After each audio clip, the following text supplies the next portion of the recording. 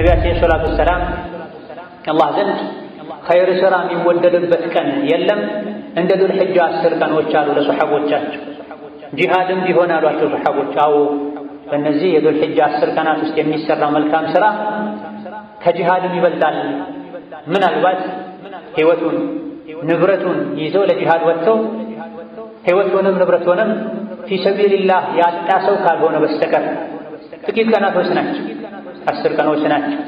አላህ ተባረከ ወተዓላ ደረጃቸውን፣ አንገብጋቢነታቸውን፣ ጥቅማቸውን ለመግለጽ በእነዚህ ቀናቶች ምሏል።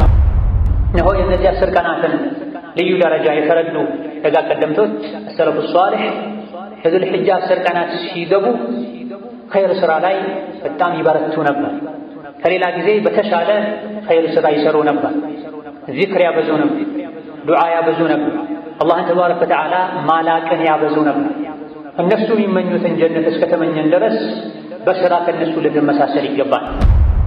ወላጅ አልባ ሕፃናትን ወይም በሸሪዓ የቲም የሚባሉትን እነዚህ ቀናት ማስደሰት ሌላ ጊዜ ከሚያስገኘው አጅር የተሻለ አጅር ያስገኛል። ኢድ ሲመጣ ብዙ ጊዜ ልጆች ወላጆቻቸውን ነው የሚያስታውሱት። አባት ቢኖረኝ እንዲያደርግልኝ ነበር፣ አባት ቢኖረኝ እንዲህ ነገር ይገዛልኝ ነበር ብለው ያስባል። የራስ ልጆችን ዒድ ላይ እንደምታስደስተው አቅመ ደካማ ወላጅ አልባ የሆኑ ልጆችን ማስደሰት በእነዚህ ቀኖች ሊሰሩ ከሚገባቸው መልካም ሥራዎች መሃል አንዱ ነው። እያንዳንዱ ሙስሊም ከግራ ከቀኙ ከፊት ከኋላው ያሉ አቅመ ደካሞችን በዚህ መልኩ ተባብሮ ተረዳድቶ ቢያስደስት ማህበረሰባችን ውስጥ ኡማ ውስጥ አቅመ ደካማ የተቸገረ ከችግር ብዛት የመጣ መኖር የሚያስጠላው ባልኖረ ነው። ሁሉም በሩን ዘግቶ ለራሱ ብቻ የበላ ሲኖር ነው የተቸገሩ ሰዎች የሚበዙ። ሒጃ 10 ቀናት በተለይም 9ኛው ቀን ላይ እናበዛው ልናደርገው ከሚገባ ዒባዳ ሌላኛው ጾም ነው።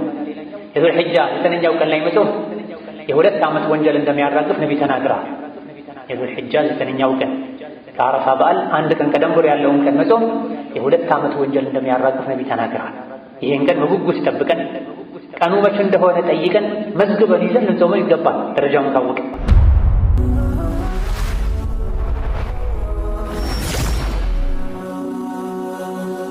ሰብስክራይብ በማድረግ ቤተሰብ ይሁኑ። የአላህ ባሮች ሆይ አላህን ተባረከ ወተዓላ በሁሉም ቦታ ላይ የሚገባውን ፍራቻ ፍሩት። ሁሌም ያዛችሁን ታዘዙ፣ የከለከላችሁንም ተከልከሉ። ከስንቆች ሁሉ በላጭ ስንቅ ለአኼራ የሚጠቅም ስንቅ የአላህ ፍራቻ ስንቅ እንደሆነም እወቁ። እሱን ለሚፈሩ ሰዎች ወዳዘጋጃት ጀነትም በኸይር ሥራ ተሽቀዳደሙ። እነሆ አላህ ተባረከ ወተዓላ ጊዜዎችን ፈጥሮ አንዱን ከሌላኛው አስበልጧል። ቦታዎችንም ፈጥሮ አንዱን ከሌላኛው አስበልጧል። ሰዎችንም ፈጥሮ የተወሰኑትን ከሌሎች አስበልጧል። አላህ ዘንድ ተባረከ ወተዓላ የሚገኙ የምህረት የትሩፋት ጊዜና ቦታዎች አጋጣሚዎች አሉ። አላህ ተባረከ ወተዓላ በእነዚህ ወርቃማ የመልካም ሥራ አጋጣሚዎች ራሱን አዘጋጅቶ ያገኘን ሰው ይመራዋል፣ ለንግድ ለትርፍ ይወፍቀዋል፣ ያግዘዋል። አላህ ዘንድ ተባረከ ወተዓላ ልዩ ትሩፋት ካላቸው በቀላል ሥራ ብዙ ምንዳ ከሚገኝባቸው ቀኖች መካከል አንዱ የዙል ሒጃ 10 ቀናት ናቸው። ነው ዱንያ የሥራ ሀገር ናት፣ አኺራ ደግሞ የጀዛና የክፍያ ሀገር ናት። ዱንያ ላይ የሠራ አኺራ ይመነዳል። ኸይር ከሠራ ኸይር ምንዳ፣ ሸር ከሠራ መጥፎ ክፍያ ዋጋ ይጠብቀዋል። ያለ ሠራ ዱንያ ላይ እንደማይከፈለው ሁሉ ያለ ሥራ ክፍያ እንደሌለ ሁሉ አኺራ ላይም ቢሆን ያለ ሥራ የጀነት ደረጃዎች ላይ መውጣት ማደግ ከፍ ማለት አይቻልም። ሥራ የሚሠራው በጊዜ ነው። እንደ ጊዜው በቀላል ሥራ ብዙ ትርፍ ማግኘት እንደሚቻለው ሁሉ ዱንያ ላይ አኺራ ላይም ወቅቱን ጠብቀን ልዩ ትሩፋት እንዳላቸው በተነገረላቸው ጊዜዎች የሚሠራ መልካም ሥራ አላህ ዘንድ ተባረከ ወተዓላ የላቀ ምንዳ አጅር ያስገኛል። በጊዜያችን በአግባቡ ካልተጠቀመን ዱንያ ላይ ከፈለግነው ደረጃ ላይ መድረስ እንደማንችለው ሁሉ ዱንያ ላይ ባለን 30፣ 40፣ 50 የዕድሜ ገደብ ተሽቀዳድመን ኸይር ሥራ ካልሠራን ከሞተን በኋላ ዳግም ተቀስቅሰን ወደ ዱንያ ተመልሰን ኸይር ሥራ ልንሠራ አንችልም። የተፈጠርነው ልንበላ፣ ልንጠጣ፣ ልንተኛ አይደል፣ ልንሠራ ነው። ዱንያ ላይ የምንሠራቸው ነገሮች በሙሉ አጋዥ ነገሮች መሆን አለባቸው፣ ግብና ዓላማ አይደሉም። ለመብላት የተፈጠረ የሚመስለው ካፍር ብቻ ነው። ስለዚህ መብላት፣ መጠጣት፣ መዝናናት ብቻ ነው የሱ ትልቁ ዓላማና ጭንቀቱ። በአላህ የሚያምን በአኼራ የሚያምን ሰው ግን ከፊት ለፊቱ ስራብ እንዳለ፣ ጀነት ጀሃነም እንዳለ፣ ሂሳብ እንዳለ፣ አላህ ፊት ቆሞ በእያንዳንዱ ነገር መጠየቅ እንዳለ የሚያውቅ ሰው ጊዜውን በአግባቡ ይጠቀማል። ጊዜውን ለኸይር እንጂ አያባክንም። አኼራ ላይ ካልሰሩ ጀዛ ከሌለ ስራ የሚሰራውም በጊዜ ከሆነ የሚሰሩ ስራዎች እንደ ጊዜው ደረጃቸው እንደሚበላለጥ ከሆነ ይሄን ካወቀን ዱንያ ላይ ካሉ ቀኖች ሁሉ አላህ ዘንድ ይበልጥ መልካም ስራ የሚወደድበት ቀን የዱል ሒጃ 10 ቀናት ናቸው። አሁን ያለነው የዱል ቃዕዳ ከዱል ሒጃ በፊት ያለው ወር የመጨረሻ ቀኖች ላይ ነው። የዱል ሒጃ ቀን ነገ 1 ይላል ተብሎ ከታወጀበት ጊዜ ጀምሮ እስከ ዒድ ቀን ድረስ ኸይር ስራ ልናበዛ ከዒድ ደስታ ጎን ለጎን የአኼራውን ደስታ የምናገኝበትን መልካም ስራ ልናበዛ ይገባል። ነቢያችን ሰለላሁ ዐለይሂ ወሰለም አላህ ዘንድ ኸይር ስራ የሚወደድበት ቀን የለም እንደ ዱል ሒጃ 10 ቀኖች አሉ ለሰሐቦቻቸው። ጂሃድም ቢሆን አሏቸው ሰሐቦች፣ አዎ በእነዚህ የዱል ሒጃ 10 ቀናት ውስጥ የሚሰራ መልካም ስራ ከጂሃድም ይበልጣል። ምናልባት ሕይወቱን ንብረቱን ይዞ ለጂሃድ ወጥቶ ሕይወቱንም ንብረቱንም ፊ ሰቢልላህ ያጣ ሰው ካልሆነ በስተቀር ጥቂት ቀናቶች ናቸው፣ 10 ቀኖች ናቸው። አላሁ ተባረከ ወተዓላ ደረጃቸውን፣ አንገብጋቢነታቸውን፣ ጥቅማቸውን ለመግለጽ በእነዚህ ቀናቶች ምሏል። ወልፈጅሪ ወለያሊን ዐሽር ብሏል። በ10 ሌሊቶች እስከነቀኖቻቸው እምላለሁ ብሏል። በርካታ የተፍሲር አዋቂዎች በሱረቱል ፈጅር አላህ የማለባቸው 10 ቀኖች 10 ሌሊቶች የዱል ሒጃ 10 ቀናት ናቸው። አላህ ተባረከ ወተዓላ የሚምለው ለሰው ልጆች በሚጠቅም የእሱን ኃያልነት በሚያሳዩ ነገሮች ነው። በዱል ሒጃ 10 ቀናት የማለው በእነዚህ ቀናት የሚሰራ ኸይር ስራ ያለውን ደረጃ ለመግለጽ ቀኖች እንደ ሌሎች ተራ ቀኖች እንዳልሆኑ አውቀን በኸይር በመልካም ነገር እንድናሳልፋቸው ለመጠቆም የዱል ሒጃ 10 ቀናትን ልክ ረመዳንን እንደምናከብር ለረመዳን እንደምንጓጓው እንደውም ከዛ በላይ ልንጓጓላቸው ይገባል። ምክንያቱም ነብዩ ሰለላሁ ዐለይሂ ወሰለም አላህ ዘንድ ቤተኛውን ቀን ስራ ተወዳጅ አይሆንም በእነዚህ 10 ቀናት ተወዳጅ የሚሆነውን ያክል ሲሉ ረመዳንንም ያካትታል። ከረመዳንም የበለጠ አላህ ዘንድ ተባረከ ወተዓላ በእነዚህ ቀናቶች የሚሰራ መልካም ስራ ተወዳጅ ነው። አጅሩ ላቅ ያለ ነው። ከ10 አልአዋኺር ሚን ረመዳን ለይለቱል ቀድር ካሉባቸው ቀኖችም ጭምር እነዚህ ቀኖች ይበልጣሉ ያሉ በርካታ የፊቅህ ሊቃውንት አሉ። ታዲያ ረመዳን ላይ ለኸይር ስራ እንደምንጓጓው ረመዳን መጣ ብለን እንደምንዘጋጀው ኸይር ላይ እንደምንሽቀዳደመው ፊት ለፊታችን ባሉ የዱል ሒጃ 10 ቀናት ኸይር ላይ ልንበረታ ልንሽቀዳደም ይገባል። ምንም ሳናውቃቸው የሚጠናቀቁ የሚሰናበቱን ውስን ቀኖች ናቸው። ደረጃቸውን ያወቀ ቀድሞ በጉጉት ተዘጋጅቶ የጠበቃቸው ሰው አኼራ ላይ የሚያስገኙትን ጥቅም ያወቀ ሰው ብቻ ነው በአግባቡ የሚጠቀምባቸው። አላዋቂ የሆኑ ሰዎች ለዒድ በመዘጋጀት እርድ በመምረጥ ልብስ በመምረጥ ያሳልፏቸዋል። ዒድ ነገ ነው ሲባል እንጂ ማይነቁ ብዙ ሰዎች አሉ። 9ኛውን የዓረፋ ቀን ብቻ የሚጾሙ ሰዎች አሉ። ከዛ በፊት ከ1 እስከ 8 እስከ 9 ያለውን በሙሉ በተለያዩ ኸይር ስራዎች ልናሳልፍ ይገባል።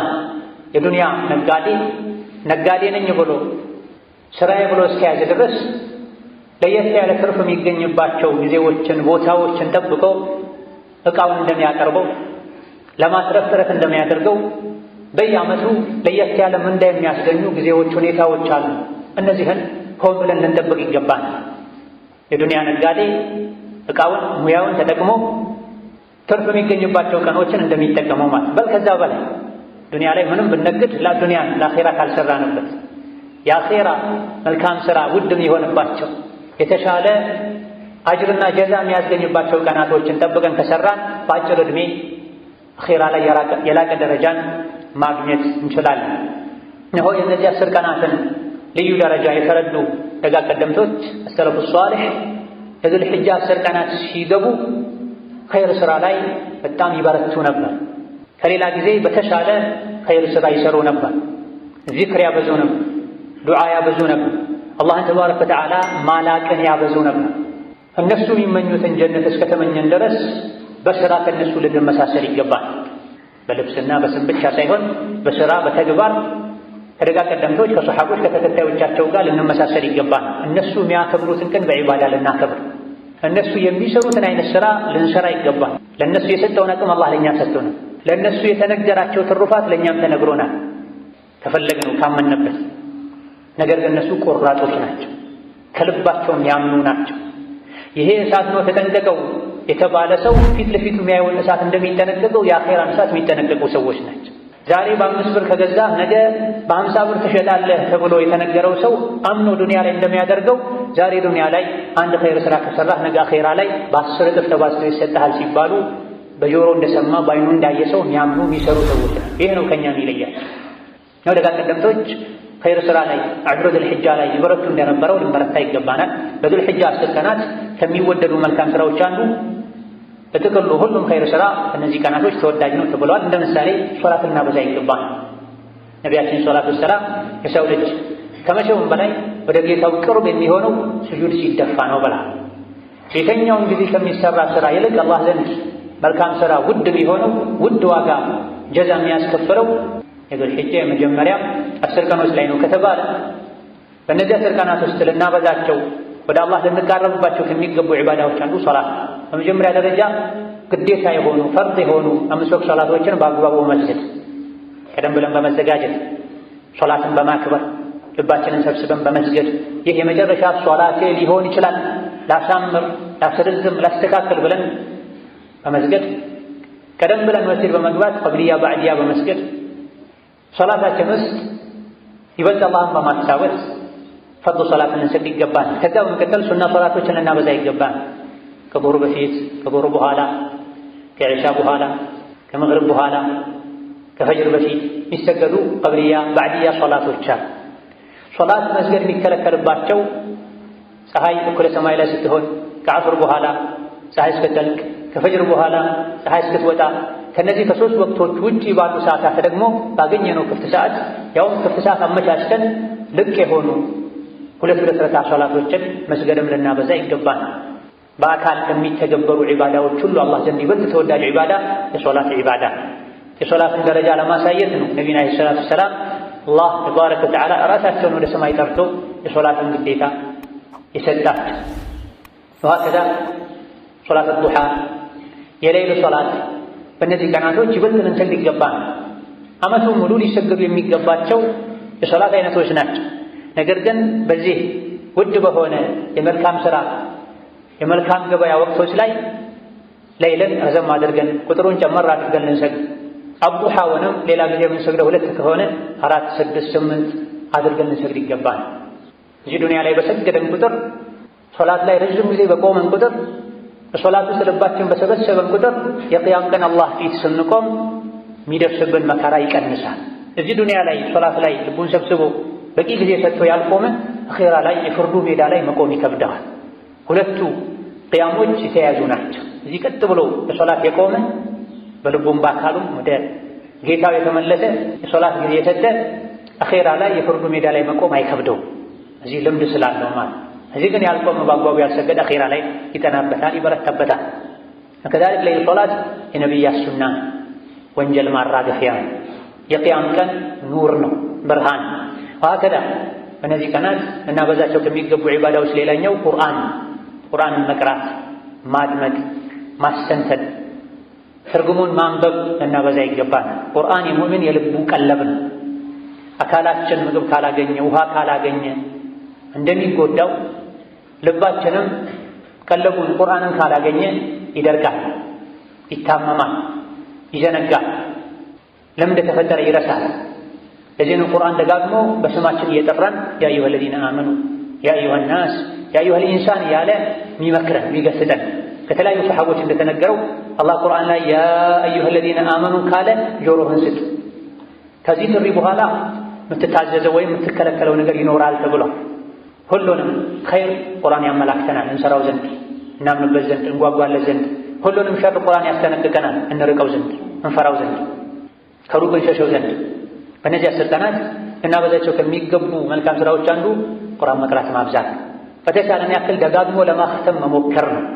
2 ጊዜ 3 ጊዜ እንኳን ቢያንስ ለማክተም ጥረት ልናደርግ ይገባል። ከፈጅር በኋላ መተኛትን ትተን ፈጅር ሶላት እንደተሰገደ ስራ እስክንወጣ ባለው ጊዜ 2 ሰዓት ብንቀራ 4 ጁዝ 5 ጁዝ በትንሹ መቅራት እንችላለን። ከመግሪብ እስከ ኢሻ ብንቀራም እንደዚሁ 1-2 ጁዝ መቅራት እንችላለን።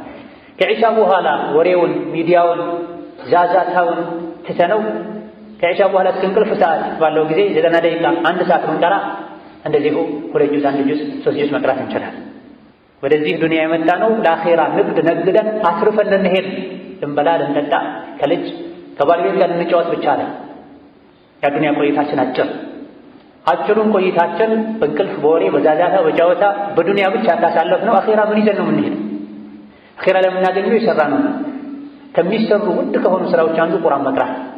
ከሰሐቦች መሃል አንዱ ወደ አላህ ኸይር ስራ መስራት ተቃረብ እወቅ፣ የእሱን ንግግር ከማንበብ የበለጠ የተሻለን ስራ በመስራት ወደ አላህ ልትቃረብ አትችልም ብላ። ወደ አላህ ከሚያቃርቡ ውድ መልካም ስራዎች አንዱ ቁርአን መቅራት። ቁርአን ስንቀራ ውስጡ ላይ ብዙ ነገር ነው ያለው። በእያንዳንዱ ፊደል 10 አጅር እናገኛለን። እስከ 700 አላህ ያባዛዋል። ቁርአን ስንቀራ የራሳችን ድክመት እናውቃል። ለጀነት እንጓጓል። የአላህን ቁጣ ጀሃነም እሳትን እንፈራል፣ እንጠነቀቃል። ወከዛሊክ እነዚህ የመልካም ስራ ጊዜያቶች ቀናቶች ውስጥ ሰደቃ ልናበዛ ይገባል።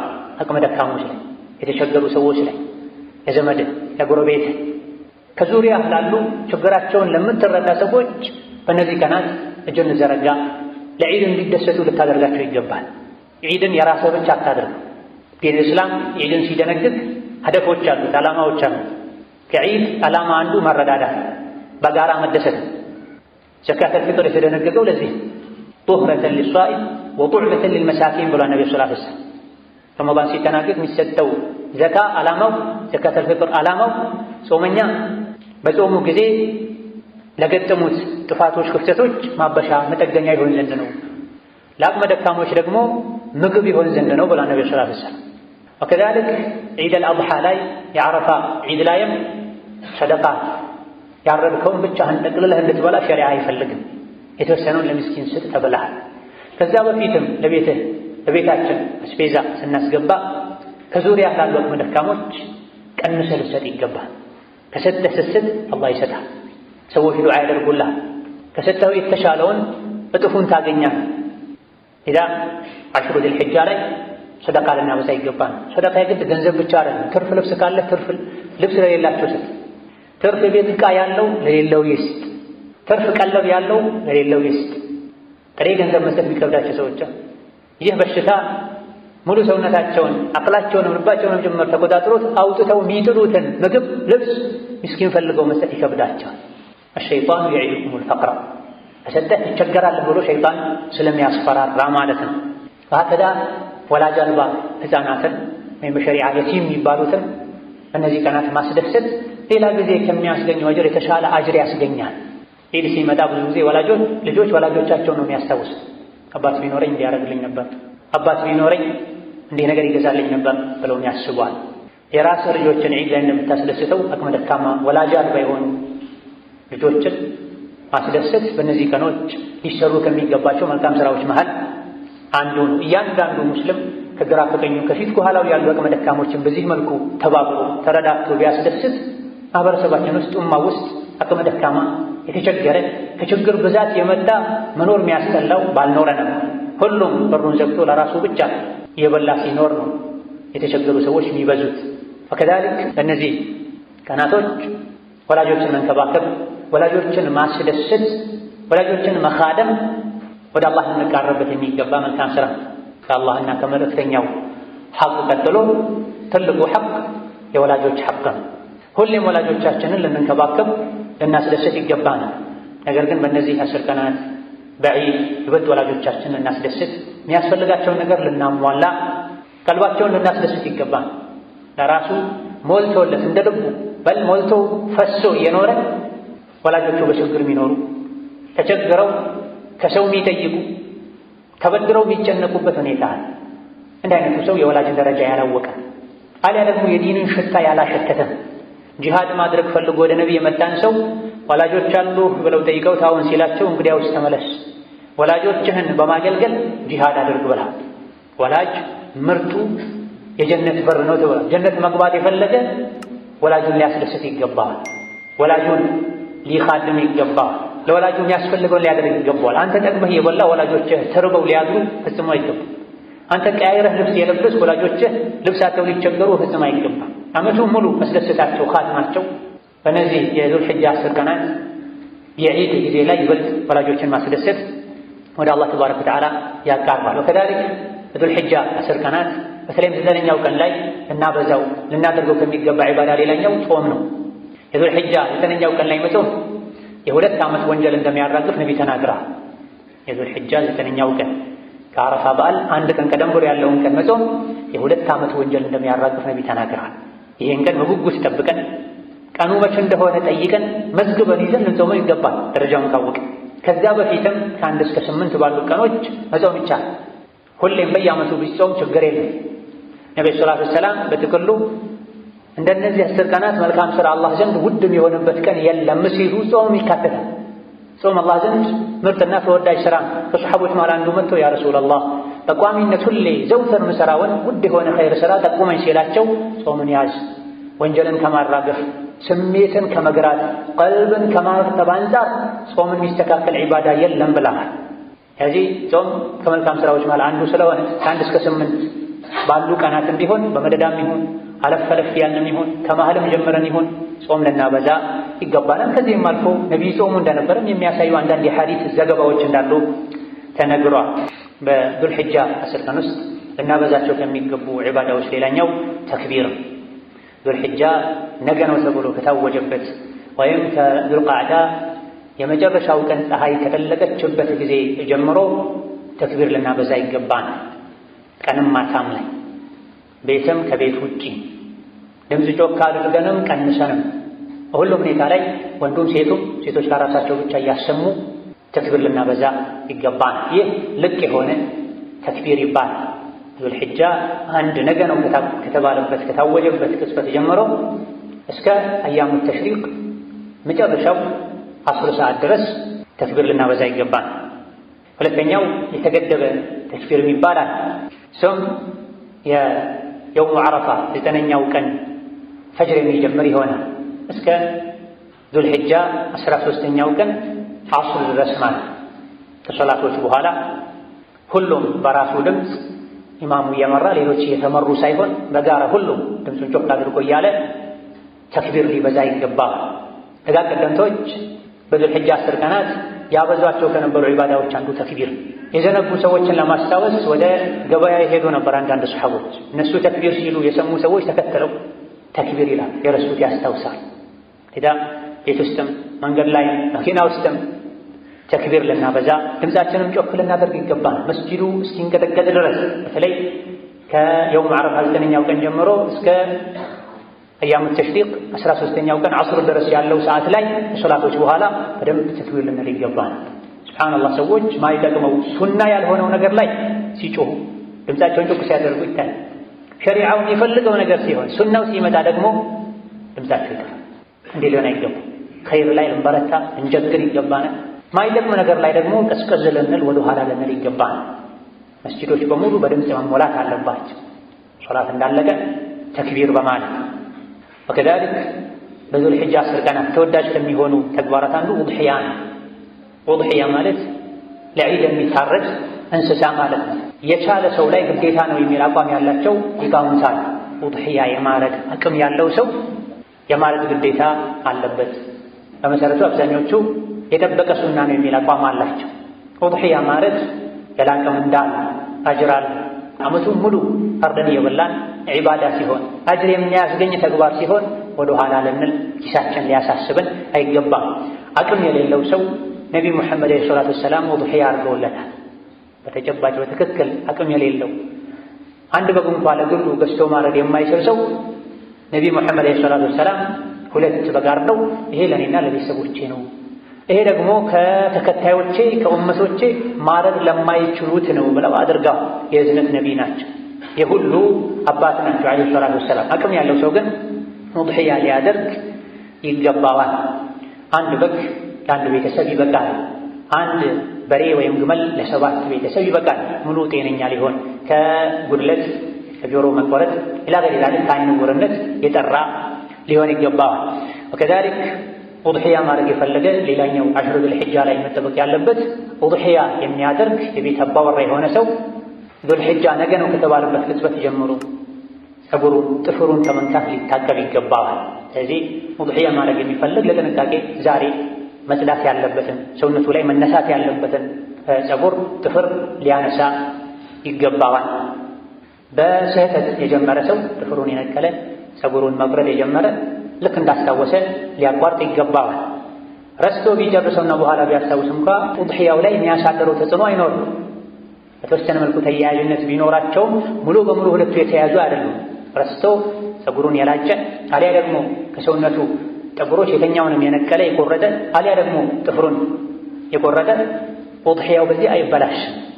ሁለቱ ሙሉ በሙሉ ተያያዥ አይደሉም፣ ሙሉ በሙሉ የተለያዩ አይደሉም። የሚመለከተው ቤት ውስጥ ኡድሒያውን የሚያደርገውን አባወራ ወይም እማወራ ወንድ ካለ ኡድሒያውን ገዝቶ የሚያርደው ኃላፊነቱ ያለው ወንዱ ላይ ከሆነ ከዛ በታች ያሉት እናትም ጭምር ፀጉራቸውን የሚቻለውን ቢያነሱ ቢያበጥሩ ጥፍራቸውን ቢቆርጡ ችግር የለውም። ቤት ውስጥ ወንድ ከሌለ ሴት ከሆነች የቤቱ ኃላፊ ሆና የምታስተዳድረው ኡድሒያው የሚመለከተው እሷን ከሆነ እሷ ብቻ ናት ጠጉርን ከመቁረጥ ጥፍርን ከመቁረጥ መጠንቀቅ ያለባት። اللهم صل وسلم وبارك على عبدك ورسولك محمد وعلى آله وأصحابه وأتباعه وسلم تسليما كثيرا. اللهم اجعل الإسلام والمسلمين وأذل الشرك والمشركين ودمر أعداءك أعداء الدين. اللهم اجعل هذا البلد آمنا مطمئنا وسائر بلاد المسلمين. اللهم آمنا في دورنا وأوطاننا. اللهم آمنا في دورنا وأوطاننا. اللهم آمنا في دورنا وأوطاننا. اللهم من أرادنا وأراد الإسلام والمسلمين بشر فاشغله بنفسه واجعل تدبيره تدميرا عليه يا ذا القوة المتين. اللهم اغفر للمسلمين والمسلمات والمؤمنين والمؤمنات الأحياء منهم والأموات. اللهم اشف مرضانا ومرضانا ومرضى المسلمين. اللهم اشف مرضانا ومرضانا ومرضى المسلمين. اللهم اشف مرضانا ومرضانا ومرضى المسلمين. اللهم ارحم موتانا وموتى المسلمين. اللهم ارحم موتانا وموتى المسلمين. اللهم ارحم موتانا وموتى المسلمين. ربنا هب لنا من أزواجنا وذرياتنا قرة أعين واجعلنا للمتقين إماما. اللهم أعنا على ذكرك وشكرك وحسن عبادتك. اللهم أعنا على ذكرك وشكرك وحسن عبادتك. اللهم أعنا على ذكرك وشكرك وحسن عبادتك. اللهم اصلح لنا ديننا الذي هو عصمة أمرنا وأصلح لنا دنيانا التي فيها معاشنا وأصلح لنا آخرتنا التي إليها معادنا. اللهم ربنا آتنا في الدنيا حسنة وفي الآخرة حسنة وقنا عذاب النار. آمين والحمد لله رب العالمين.